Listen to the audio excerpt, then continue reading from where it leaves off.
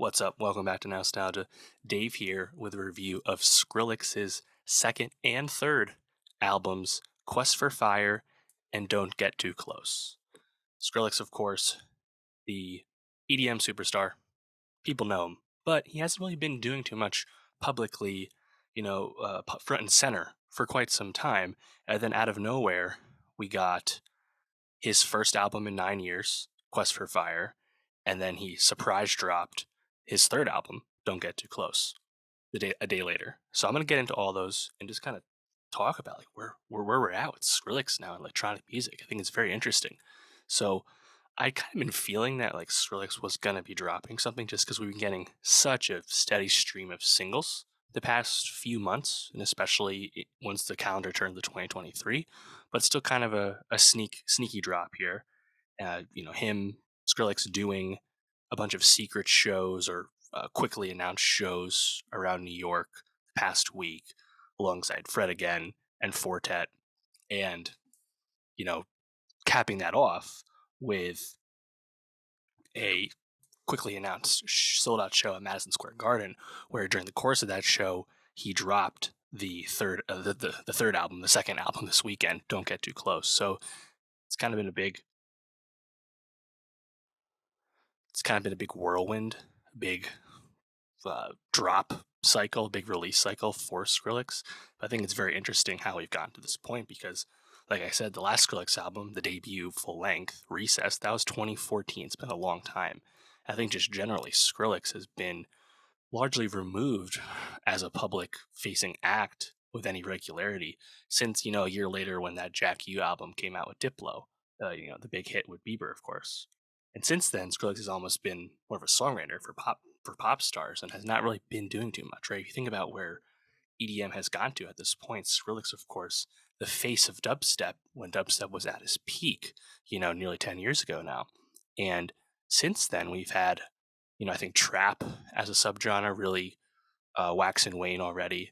Dubstep has completely fallen out of favor in the mainstream sense. And, hyperpop has really come into its complete existence in the time since Skrillex has been away. So there's been a lot of changes, but this return from Skrillex, I think, is quite interesting because he's a different artist now than he was back then. I think that's really cool. He's definitely more focused on, I think, being in that pop firmament, being a pop producer and just a general pop artist. Notably, these releases are still on Atlantic Records. And that's not to say that Skrillex doesn't have his finger on the pulse. I think he very much does. Of course, working with someone with such a long career like Fortet is one thing, but to also, of course, be working so closely with Fred again, arguably the hottest DJ, the most critically interesting electronic act of the last year or so, someone who's rapidly rising.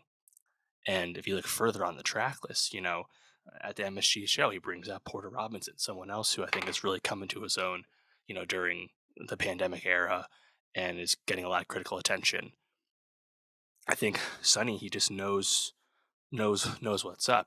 Working with the Pink Panthers, for example. Of course, Pink Panthers just got a top 10 hit with their song with Ice Spice. I think it's quite interesting to see that even though Skrillex has quite clearly switched up the kind of music he was originally making, it's not that he is forsaking anything about himself at all. And if you think back on Recess, which I know is a old record, but he had already kind of been making this change into being a more fully functioning, fully developed electronic artist. So I think it's just really interesting, really cool.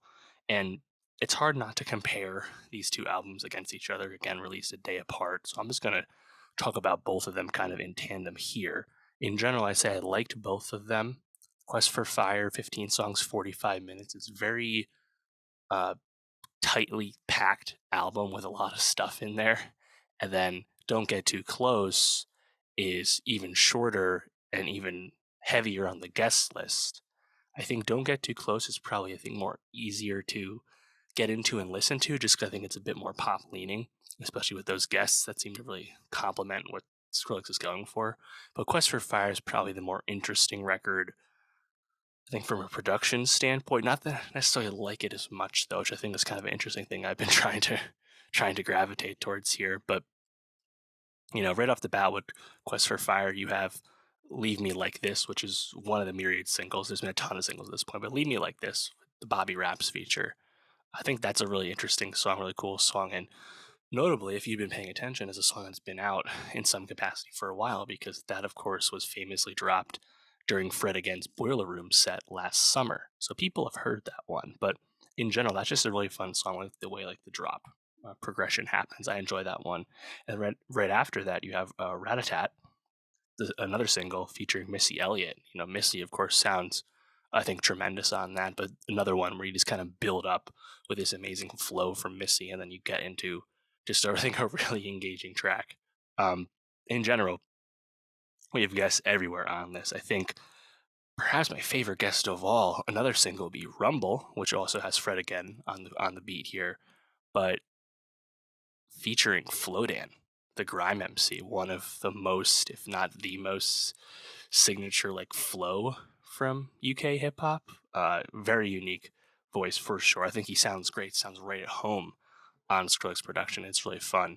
You know, Butterfly is another good example of the kind of artist Skrillex has become. You have Stara on that. Stara, of course, is a secret weapon for pop stars in terms of songwriting, but you have Skrillex, who's in the know at this point, making a song with Stara. A song I like quite a bit right after that, Inhale Exhale, featuring Aluna Francis of Aluna George, someone I like quite a bit. Unsurprisingly, Aluna sounds great on electronic beat. You know, I think a song I didn't like too much would be Too Bizarre, which had been out in a different, I think, a less stripped down version last year, 2 years ago. Too Bizarre featuring Sway Lee, among others. Maybe it's just my personal bias, but I'm really sick of Sway Lee not rapping. Like, I don't need him to do like Trippy Red, sing songy stuff, even if it sounds pretty good, because Skrillex is going to make it sound good. Like, I don't know, just didn't really do it for me. Um, Warped Tour 05 with Pete Wentz, that's kind of funny. A nice nod to Skrillex's past, of course, before he made his switch to electronic music back in the day.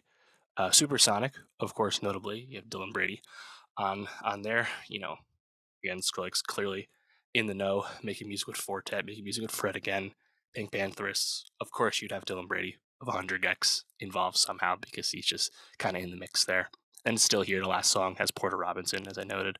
So I think like on Quest for Fire, a lot of interesting songs. I don't know if it really feels like it comes together like as a cohesive record. I would say it probably doesn't, but all these ideas, all these guest producers, you know, it's a lot, but I think my takeaway in general is just that it's like it's interesting and it's different. And more than anything, I'm just happy that you have like a star electronic act back in the public eye once again.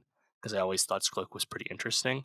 You know, obviously he went through a lot of critical derision, you know, during the heat of height of dubstep, you know, the bro step term being thrown pejoratively and Skrillex being the poster child for a lot of this pushback against this kind of take over electronic music. But Skrillex is someone who demonstrates time and time again with these two albums that he does his homework and he knows where these roots are. And I mean, think back of when he won all those Grammys, 10 years ago, he shouted out the people that did dubstep before him. It's not like he hasn't been, uh, you know, paying homage to the past, and I think that's kind of being paid forward once again here because he's making music with the people kind of at the forefront in the field nowadays in the time since he's been away.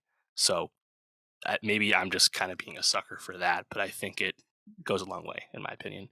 And then getting into the second album, Don't Get Too Close, which again, surprise dropped in the middle of this 5 hour MSG sold out set with Fred again and Fortet. Um, Track one, Don't Leave Me Like This. You might recall sounds a lot like the first track on the other album, Leave Me Like This. Kind of a cool sequel track. It doesn't work quite as well, but and it's also a lot shorter, but I think it's kind of fun. Way Back, that's Pink Panthers. I don't really need Trippy Red on this, I don't know. Like, have Trippy Red make songs with Diplo. I feel like we don't. He doesn't bring enough to the table to be on a Skrillex record, especially this kind of Skrillex record. But track three, I think, is very interesting. Would be Selecta, just like that pulsing bass from Skrillex on the beat there sounds great. And then of course Beam, who I haven't loved Beam, but of course he kind of came out of nowhere. Kanye collaborator the past few years. think Beam sounds pretty good on that. Probably the best I thought Beam sounded in quite a while. So I like that one. Uh, right after that, Ceremony. Of course, Skrillex has Young Lean on this album. Why wouldn't he? Love it. Uh, going through, I think Bad for Me sounds awesome. Chief Keef sounds actually right at home, perhaps surprisingly, on this. Loved it. 3 a.m. Again, Skrillex having his finger on the pulse. You have Prentice there on the on the vocals, on the chorus. They're very youthful vocals because again, Prentice is like 15 years old. Brand new artist. So another great example of I think Skrillex just kind of bringing you what you should want to hear, even if maybe you're not as up on it as he is. Don't Go, Justin Bieber, running it back after Where Are You Now. I think the song's okay. I think Bieber sounds fine. Don Toliver sounds fine, but nothing special, I don't think. Mixed Signals, another Sway Lee song. Again, nothing special. But I think these are just kind of uh, more easy to put on songs, perhaps lower denominator songs as well, which is why, like I said, I think Don't Get Too Close is easier to listen to, but Quest for Fire is, I think, more interesting musically. I think that's kind of obvious here. Don't Get Too Close is the one song I didn't like off the album, the title track here. Just a bit too soft for me, and I think it was kind of a weird vibe compared to the rest of the album. But Mixed Signals, it is a bit lively, even if still didn't really love it. So just in general, like shout out to Skrillex. I hope he continues to stick around here, and even if he wants to slow down a little bit, I have a hard time feeling that it's going to be the case because he's taken such a long time. He had some personal troubles the past few years. Seems to have really found a creative reawakening, and just in general, like having that proximity to people that are like super hot, like Fred again, and also Porter Robinson, just very exciting, and I wonder if this will help usher in a new era in electronic music. On one hand, we had Beyonce bringing us a lot of throwback disco and dance and club vibes the past year, and Drake doing it to a way less successful degree. But Fred again has kind of been like that through line, right? And I'll be curious to see if Fred continues to work so closely with Skrillex. You have to imagine we'll be hearing more of them together soon, which is really exciting. So let me know, what do you think of the two Skrillex albums? Are you happy Skrillex is back? Are you happy about Skrillex's new direction musically? Make sure you follow the Nowstalgia Best of 2023 Spotify playlist for my favorite songs of the year across all genres. Check the link below for that. And for more music reviews, subscribe. And I'll see you next time.